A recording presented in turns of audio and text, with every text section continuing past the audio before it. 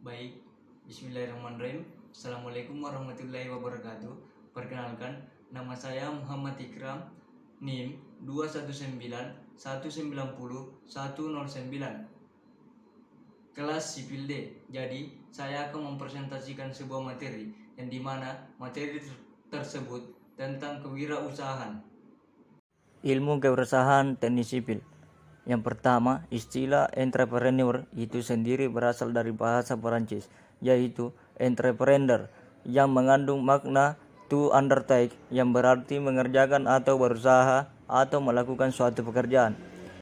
Wirausahawan atau dalam bahasa Inggris dikenal dengan entrepreneur adalah orang yang melakukan aktivitas atau mengelola usaha seperti menentukan cara produksi baru, menyusun manajemen operasi untuk pengadaan produk baru, cara memasarkan serta mengatur permodalan operasinya. Selanjutnya yaitu technopreneurship. Techno-entrepreneurship. Teknologi merupakan suatu cara atau metode untuk mengolah sesuatu agar terjadi efisiensi biaya dan waktu sehingga dapat menghasilkan produk yang lebih berkualitas. Entrepreneurship adalah proses mengorganisasi dan mengelola risiko untuk sebuah bisnis baru.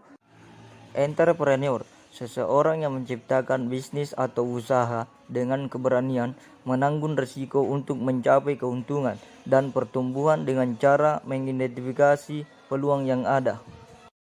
Selanjutnya materi yang kedua, latar belakang perlu berwirausaha. Yang pertama, agar mampu menatap masa depan yang lebih baik. Yang kedua, berwirausaha diharapkan seseorang mampu mandiri, membuka lapangan kerja bagi orang yang lain. Yang ketiga, menjadi bos bagi usahanya atau lebih baik membayar gaji daripada menjadi orang gajian. Selanjutnya, mengubah pola pikir. Bagaimana mengubah pola pikir baik mental maupun motivasi orang tua, dosen, dan mahasiswa agar kelak anak-anak dibiasakan untuk menciptakan lapangan pekerjaan daripada mencari pekerjaan. Adapun kendala bagi seseorang memulai usaha. Yang pertama, adanya ketakutan akan rugi atau bangkrut. Yang kedua, merasa tidak memiliki masa depan yang pasti jika berwirausaha. Yang ketiga, merasa bingung dari mana memulai usaha. Yang keempat, galau. Wirausaha dengan cerdas. Prinsip 1. Pahami setiap tindakan yang akan dilakukan. Ikhlas, terencana, terkonsep dengan langkah dan strategi. Gitu. Jangan sekedar iseng atau coba-coba. Yang kedua, peluang sukses selalu ada. Kerja keras, lurus dan benar, cermat serta hemat. Selanjutnya, wirausaha atau bisnis berbasis ilmu. Yang pertama, penguasaan terhadap konsep manajemen adalah kunci sukses. Menjalankan bisnis atas dasar wawasan dan cara pandang ke depan yang akhirnya menjadi pilihan. Yang kedua, mengetahui teknik pemasaran. Yang ketiga, menanamkan motivasi sehingga bergerak secara dinamis, kompak.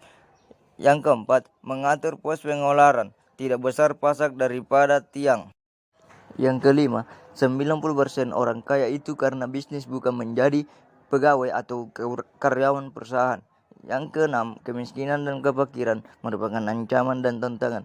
Yang ketujuh, yakinkan bahwa bisnis merupakan perintah Tuhan dalam mencari nafkah sehingga dekatkanlah sikap dan tata cara bisnis Anda dengan nilai spiritual. Langkah awal menjadi wirausaha. Yang pertama, berani memulai. Yang kedua, berani menanggung risiko. Yang ketiga, penuh perhitungan. Yang keempat, memiliki rencana yang jelas. Yang kelima, tidak cepat puas dan tidak putus asa. Yang keenam, optimis dan penuh keyakinan. Yang ketujuh, memiliki tanggung jawab. Yang kedelapan, memiliki etika dan moral. Selanjutnya, bentuk kegiatan wirausaha. Yang pertama, dikelola sendiri. Yang kedua, dikelola orang lain. Yang ketiga, patungan. Yang keempat, dikelola sendiri artinya pengusaha memiliki modal dan mampu langsung terjun mengelola usahanya. Dan yang terakhir, dikelola orang lain artinya pengusaha cukup menyetor sejumlah uang dan pengelolaan usahanya diserahkan kepada pihak lain. Selanjutnya, pengertian etika. Yang pertama, asal kata etika. Etika berasal dari bahasa Perancis etiquette yang berarti kartu undangan. Pada saat itu, raja-raja Perancis sering mengundang para tamu dengan menggunakan kartu undangan. Dalam kartu undangan tercantum persyaratan atau ketentuan untuk menghadiri acara seperti waktu, pakaian, dan sebagainya. Selanjutnya, etika berusaha secara umum. Yang pertama, sikap dan perilaku seseorang pengusaha harus mengikuti norma yang berlaku dalam suatu negara atau masyarakat. Yang kedua, berpenampilan sopan dalam suatu situasi atau acara tertentu. Yang ketiga, cara berpakaian yang layak dan pantas. Yang keempat, cara berbicara yang santun dan tidak menyinggung perasaan orang lain. Yang kelima, perilaku yang menyenangkan orang lain. Selanjutnya, etika dan norma setiap pengusaha. Yang pertama, kejujuran. Yang kedua, bertanggung jawab. Yang ketiga, menepati janji. 4, disiplin. 5, taat hukum. 6, suka membantu. 7, komitmen dan menghormati. 8, mengejar prestasi. Tujuan dan manfaat etika wirausaha. Yang pertama, tujuan etika harus sejalan dengan tujuan perusahaan. Yang kedua, manfaat etika bagi perusahaan. Persahabatan dalam pergaulan, menyenangkan orang lain, membujuk pelanggan, mempertahankan pelanggan, membina dan menjaga hubungan. Adapun ciri wirausaha yang berhasil, yang pertama, memiliki visi dan misi serta tujuan yang jelas. Yang kedua, inisiatif dan selalu proaktif. Yang ketiga, berorientasi pada prestasi. Yang keempat, berani mengambil risiko. Yang kelima, kerja keras. 6. Bertanggung jawab terhadap segala aktivitas yang dijalankan. Yang ketujuh, komitmen pada berbagai pihak. Yang kedelapan, mengembangkan dan memelihara hubungan baik dengan berbagai pihak. Adapun jenis bidang usaha, yang pertama sektor jasa, 2 sektor industri, 3 sektor tambang, 4 sektor kelautan, 5 sektor perikanan, 6 sektor percetakan, 7 sektor seni, 8 sektor prawisata dan lain-lain. Selanjutnya, jenis badan hukum yang dapat dipilih. Yang pertama, perusahaan perseorangan atau milik pribadi. Yang kedua, firma 2 orang atau lebih. Yang ketiga, perseroan komanditer. Yang keempat, koperasi. Yang kelima, yayasan. Dan yang keenam, perseroan terbatas. Adapun jenis-jenis izin usaha, dokumen yang diperlukan oleh suatu usaha. Yang pertama, tanda daftar perusahaan. Yang kedua, nomor pokok wajib pajak. Yang ketiga, bukti diri seperti KTP, KK. Selanjutnya itu jenis izin usaha. Yang pertama, surat izin usaha perdagangan. Yang kedua, surat izin usaha industri. Yang ketiga, izin domisili. 4. Izin mendirikan bangunan. Yang kelima, izin dari Departemen Teknis sesuai dengan bidang usaha. Selanjutnya, proses pendirian badan usaha. Contohnya, cara mendirikan badan usaha berbentuk persekutuan komanditer atau CP atau perseroan terbatas atau PT dan yayasan. Selanjutnya, cara mendirikan usaha. Yang pertama, mengadakan rapat umum pemegang saham. Yang kedua, dibuatkan akte notaris. Yang ketiga, didaftarkan di pengadilan negeri. Yang keempat, diberitakan dalam lembaran negara. Adapun faktor-faktor penyebab kegagalan usaha. Yang pertama, data dan informasi tidak lengkap. Yang kedua, salah perhitungan. 3. Pelaksanaan pekerjaan salah. 4. Kondisi lingkungan. 5. Unsur sengaja. 6. Bencana alam. Adapun materi selanjutnya yaitu latar belakang pengurusan IUJK. Saat ini, bidang usaha jasa konstruksi merupakan bidang yang diminati oleh banyak orang. Hal ini disebabkan karena pemerintah yang membuka lebar peluang bagi badan usaha jasa konstruksi atau BUJK untuk ikut berpartisipasi dalam pembangunan infrastruktur. Selanjutnya yaitu apa itu IUJK. Yang pertama, untuk mengetahui apa itu IUJK, sebelumnya kita harus mengetahui terlebih dahulu definisi dari jasa konstruksi. Yang pertama, jasa konstruksi adalah layanan jasa konsultasi perencanaan pekerjaan konstruksi, layanan jasa pelaksanaan pekerjaan konstruksi, dan layanan jasa konsultasi pengawasan pekerjaan konstruksi. IUJK adalah izin yang diberikan kepada badan usaha untuk menyelenggarakan kegiatan jasa konstruksi. Adapun jenis-jenis IUJK, yang pertama IUJK nasional, yang kedua IUJK PEMA, yang ketiga IUJK BUJK. Selanjutnya, manajemen dan organisasi. Yang pertama, pengertian manajemen dan organisasi. Setiap perusahaan memiliki tujuan. Untuk mencapai tujuan perusahaan adalah harus melakukan manajemen. Manajemen dan organisasi tidak dapat dipisahkan satu sama lain. Manajemen bagian organisasi dan sebaliknya.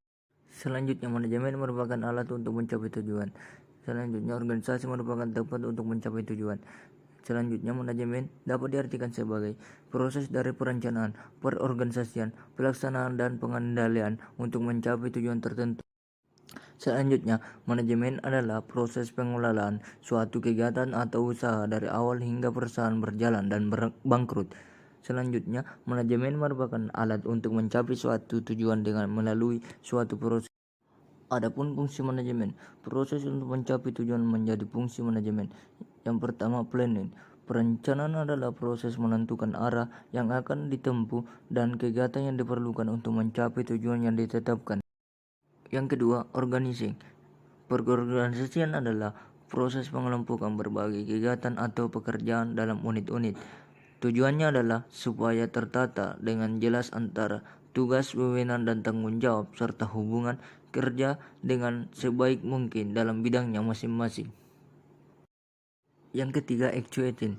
Menggerakkan atau melaksanakan adalah proses untuk menjalankan kegiatan atau pekerjaan dalam organisasi. Yang keempat, controlling. Pengawasan adalah proses untuk mengukur dan menilai pelaksanaan tugas apakah telah sesuai dengan rencana. Selanjutnya, cara memperoleh modal. Pengertian modal. Untuk mendirikan atau menjalankan suatu usaha diperlukan sejumlah modal, uang, dan tenaga keahlian. Modal dalam bentuk uang diperlukan untuk membiayai segala keperluan usaha seperti biaya pra-investasi, pengurusan izin, biaya investasi untuk pembelian aktivitas tetap, sampai modal kerja. Selanjutnya, modal keahlian adalah keahlian dan kemampuan seseorang untuk mengelola atau menjalankan suatu usaha. Besarnya modal yang diperlukan tergantung dari jenis usaha yang akan digarap. Perhitungan terhadap besarnya kebutuhan usaha dilakukan sebelum usaha tersebut dilakukan. Perlu dilakukan proses seleksi karyawan. Selanjutnya, jenis-jenis modal usaha. Ada dua jenis modal usaha. Yang pertama, modal investasi, dan yang kedua, modal kerja. Modal investasi digunakan untuk jangka panjang dan dapat digunakan berulang-ulang, biasanya umurnya lebih dari 1 tahun. Sedangkan modal kerja digunakan untuk jangka pendek dan beberapa kali pakai dalam satu proses produksi. Baik, itulah hasil materi yang saya sempat presentasikan. Kurang lebihnya mohon dimaafkan. Wabillahi taufiq wal hidayah. Wassalamualaikum warahmatullahi wabarakatuh.